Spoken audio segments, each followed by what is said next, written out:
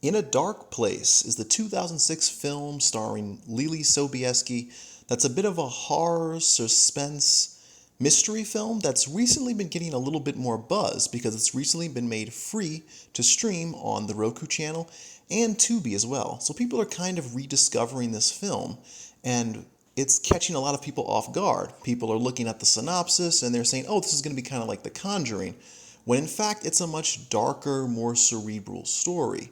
So in this review, we're going to be talking about what works here, what doesn't work, and we're going to be doing kind of a little bit of an ending explained. I know that's another channel. I don't mean to ape another channel, but I feel like this movie's a little bit complicated, so we're going to go into a spoilery section at the end to kind of talk about what actually happens here. So if you don't want spoilers, I'll tell you when you can stop listening. But at first, let's just talk about what is In a Dark Place. Okay, so In a Dark Place is a horror film that basically sets itself up as this new nanny comes to this house to take care of these kids, and bad things start to happen, and the nanny has to save the day. She has to protect the children from the ghosts. That's what the synopsis says, and that's kind of what happens, but it's far more complex than that because there are several major themes that play out throughout this film. First of all, there's this theme about sexualization and sexual exploitation. This is a very sexual film. It's a very sexually charged film. That's something you should know going in. And it's not that way because of what the characters are wearing, but it's the way that the camera treats the characters. It's the way that the characters are kind of objectified based on how the camera is focusing in on them at certain times. And that's meant to kind of mirror how these characters are being treated in their day-to-day lives. So it's a very sexually charged film where sexual exploitation is a major theme. It's not just for the adults, but for the children as well. There's a lot of sexual trauma, there's harassment, there's assault implied, all that sort of stuff. And that is sort of tied up with more of a traditional, I guess, a ghost-like haunted atmosphere where you have this old manor and you have this young nanny and this older woman by the name of Miss Gross, not much older, she's about 10 years older than the young nanny, and they're kind of looking after these children. And they're the children of this wealthy uncle. The parents have died, and the wealthy uncle barely wants to deal with the kids, so he kind of outsourced the work to them, and they're in this spooky setting. So it's this combination of these really sexual themes and these themes of sexual trauma along with really isolated, creepy, atmospheric dynamics that ultimately that sort of blends together, and it creates this movie In a Dark Place. Now, first of all, before we go any deeper, In a Dark Place is a sort of, I don't want to call it a remake, but it's sort of based on the novelization called The Turning of the Screw. And this is an old classic horror story, and most recently it was explored in the movie The Turning, starring Mackenzie Davis. And there are quite a few similarities. The reason why I wanted to make this video is because I saw this and I'm like, wow, this is The Turning. And when the movie ended, it said, yes, it's based on the movie The Turning of the Screw. So we've had a recent attempt to sort of turn this into a film, and there are some comparisons there. For instance, the setup is the same, but there are major differences. Like there's no Miss Gross character in the Turning film. Also, the young boy child in the actual turn in the 2020 Turning is far more ominous and far more threatening. But there are similarities there as well. For instance, the boy tries to objectify Mackenzie Davis's character in that film, just like the boy peeks down the blouse of Leelee Sobieski's character in this film. So that idea of sexual tension is still there. And there are some subtle lesbian themes throughout both of the films, but they're more subtle in the Turning. Like Mackenzie Davis's character has this friend that she's very happy to talk to, and she says, "Oh, I'm so glad to see you. I'm so glad to talk to you." And there's a little bit of lesbian themes implied there, but it's more direct in a Dark Place. Now, before I move on to the positives, let me just say there is a lesbian subtext here. Well, it's not a lesbian subtext. It's a major plot point. But I do think that the lesbian element is handled pretty well, particularly for a 2006 film, because a lot of times lesbian subplots were treated as sort of like the naughty romance or the romance that would end in tragedy. And while this doesn't necessarily end well, it's not treated as them being punished for being lesbians or doing naughty lesbian things. So I will give the film credit. I feel like the lesbian element is handled relatively well here. So with that, let's get into some other things that I did like about the movie. Okay, so what did work here in the turning? Well, first of all, let me give the film a bit of credit about how boldly it goes about depicting the sexual elements of this film. And it's not sexual elements for gratuity's sake or sexual elements for sexual sake. It's actually a major component of the film, and I think it's used relatively well. The American remake, The Turning 2020, is way toned down compared to what we have here. Not surprising because A, it's a newer film, and B, that's an American film, The Turning with Mackenzie Davis, whereas In a Dark Place is a British film, and British filmmakers are usually a lot more comfortable having sexual themes and sexual tones. American movies are a lot more puritanical, I guess. American audiences seem to have a bit of an anxiety about sexual themes in film. So they didn't back down on that regard. So I applaud them for that at least. And let me also say that the setting here is relatively good. I like the haunted house, kind of old mansion out in the middle of nowhere. You feel very isolated. You start to feel the effects of being kept away and how that can make someone a little stir crazy. And crazy is a big theme here. I also like that this is based on The Turning and that it takes a lot of its cues from the basic principles of The Turning. The Turning is a great story. It's a classic novel, and being able to bring that story to life in a way that many people can access it, I think is good. And finally, let me talk about two of the performances here that I think were good. There's the little girl, Flora, played by Gabrielle Adam. She has no other IMDb credits, so she was just a little girl. I think she just did this one role. And she just comes in as the sweet little girl that you're supposed to like and want to take care of. And she does that relatively well for a child actress. They don't ask a whole lot of her, but you can tell in her character that there's more going on. Like, even though she's sweet and loving and kind of angelic, she has these troubling visions and nightmares and things like that. And also, Tara Fitzgerald plays Miss Gross. And she's sort of the austere aide to the uncle, the wealthy uncle, and she has this combative relationship with Leelee Sobieski's character, which has a lot of sexual tension and growing sexual attraction, and eventually that blossoms into its own thing. But people don't necessarily like this character, but this character was brought to life very well by this actress. This actress brought that character to life. We're supposed to feel the way we feel about her, and she did evoke those emotions. So I appreciate that. So some of the performances here were good.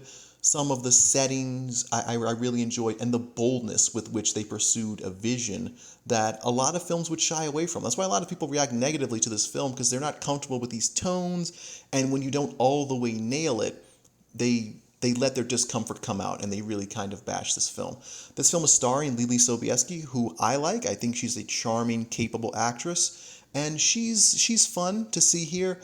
However, there are some moments where she doesn't quite have the emotional range needed to bring a character quite like Anna, quite like we see, to life. Leelee Sobieski often plays charming variations of her own personal character, either a bit more anxious or a bit more excited than she would normally be. But this film requires a lot of fear and distress, and she just doesn't quite nail those. This also occurred early in her career as well. So with that, let me get into some of the things I didn't like quite as much. Okay, so let's talk about what didn't really work in A Dark Place. First of all, the overall themes here come together relatively well, but only if you're paying very close attention. This movie is hard to follow. This movie is subtle. This movie is trying to set up this mystery between, is what's happening to these children real? What's happening? Is it all made up? And it does connect those dots, but it's very difficult to make those connections. So the movie doesn't really convey its themes and its narrative in a very clear to follow way. Like, it's kind of difficult to suss out what's happening. So it's sort of a convoluted movie. There are red herrings. There appear to be like unfinished or untied in plot threads. So the movie is hard to follow. Also, Leelee Sobieski, while I do really like her in general, she doesn't have the range that you need to pull off a character quite like this. Possibly because this was a film that she did early in her career, and also because this character is unlike other characters that she played up to this point. Also, I feel like it's just not scary. It's not scary enough for most horror fans. It's not really scary at all because it's not really trying to be a horror film, but it's marketed as such. The billboard leads you to believe that that's what it is. So a lot of people will click on this, they'll stream it, and they'll say, "Well, that wasn't scary at all. That wasn't close to what I asked for." And if you do that with genre fans, they will be unhappy with you. So it doesn't really deliver the scares, and it's kind of complicated to follow, and the lead isn't exactly up for some of the more dramatic parts of this film. And also, it's a difficult watch. Like, it tackles tricky subjects and hard, dark subjects. It's kind of an oppressive, grim tale, and if you don't pull that off in a compelling way, people are just going to feel kind of bummed out, on top of not being too enthusiastic about your film. So that can really compound if you don't do it that well. So that's it. I'm getting into spoilers beyond this point, okay? Spoilers from here on out. I'm going to tell you what happened at the end, kind of clarify that for you, and also maybe clear up some major questions people might have about the film. So this is it. If you don't want to hear spoilers, stop listening now. You've been warned, okay? Okay, so what happens at the very end of the film? What's that ending about? So this is, again, spoiler territory here. So the little girl suffers from an asthma attack. She has to be rushed to the hospital. The little boy disappears, and Miss Gross instructs Anna, Leelee Sobieski's character, to find the boy. She doesn't tell her, stay with the boy, watch the boy. That's not what's happening here, because at this point, Anna's very untrustworthy because she's going crazy. She's almost completely out of her mind at this point in the film. So, she stays behind to literally look for the boy. That's the only reason that Miss Gross left her behind. I have every other intention to believe that the little boy would have come with them to the hospital had, the little boy been located, but they couldn't find him at the point. It's kind of like he had two crises unfolding at the same time, which, yes, it's just a coincidence because this is a movie and things happen. So then she goes to get the little boy. She tries to free the little boy from their influence by almost having him say some sort of a psychological incantation that will free him of their influence. And she's saying a lot about, "I'll do anything to protect you. I'll do anything to protect you." And really, why she's talking about "I'll do anything to protect you," because she's talking about her earlier self. In a flashback, it was seen that Leelee Sobieski's character was sexually molested as a child, and the themes of that molestation continue to play out throughout the film.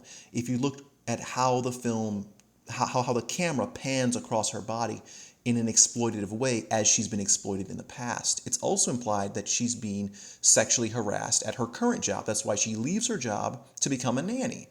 Also, when she's, and again, spoilers, when she's making love to Miss Gross, she seems zoned out after a certain point. She seems checked out because it's almost like she's reliving that trauma in her brain from her past sexual experiences, which, were not pleasant. And these children were also sexually molested. There's a lot of trauma there.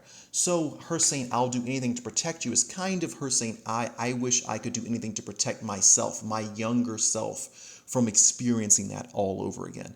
The boy realizes that she's losing her mind, freaks out. The boy runs away. She starts to become aggressive and increasingly agitated and detached from reality. And eventually the boy wanders off. He makes a beeline to the stream. The stream seemed like an important place, and she inadvertently kind of chases him into the stream, and the boy tries to cross the stream and winds up drowning. It's silly and it's very convenient, but it sort of ends in a tragedy. And at the end, you get that really sort of creepy final image of her younger self, a picture of Leelee Sobieski's character, Anna, a picture of her younger self plastered over her face. And it's sort of a weird, unsettling image, but it's meant to remind you that it was the trauma that finally won out. What we're kind of supposed to take away from this, and I do think there is a definitive ending, unlike other versions of The Turning, is that no, there are no ghosts. There were no ghosts whatsoever. All the spooky coincidences we saw, the kids acting weird, all of that was merely a psychological manifestation of prior trauma, manifesting itself along with the effects of isolation, being isolated out in that house relatively by themselves, along with a lot of weird little coincidences like the girl having the asthma attack. Although stress and anxiety can, lead to panic attacks and related asthmatic symptoms, so maybe that's all part of it. So there are no ghosts, it's just trauma that's causing the children to act out and act weird. That's why the little boy got kicked out of school several times, because he was acting out because of his own traumatic experiences. And it leads to all the weirdness that's going on with the kids and ultimately with Anna as well. And it's just sort of these two traumatized groups of people meeting and being isolated and going stir crazy. And it leads to this, very convenient set of events that cause this terrible tragedy. That's what happens in this movie. The whole idea is that kind of sexual trauma and any sort of trauma in your past, unless it's dealt with, it can make you crazy, and it can be brought out to the forefront under very stressful circumstances, like being isolated in a spooky old mansion. I don't really like that it sort of says that, hey, if you get molested as a kid, you're going to be crazy.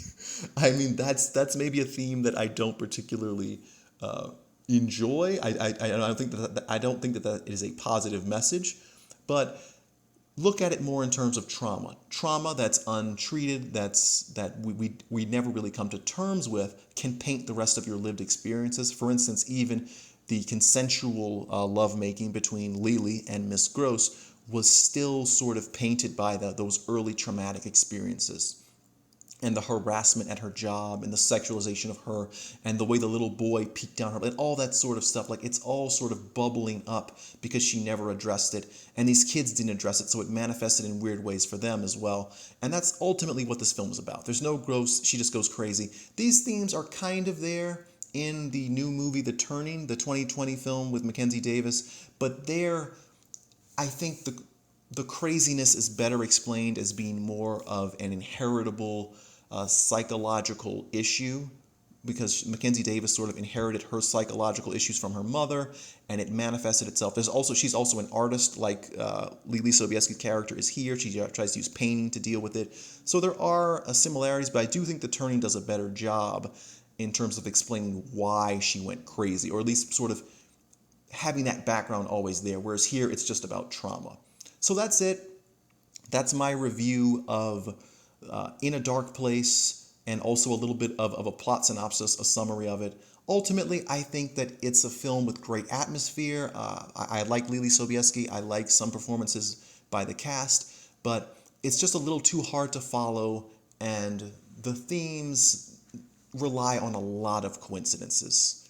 And even then, it's still kind of hard to suss out exactly what happens. So I would say if you're really not into horror, maybe skip this one.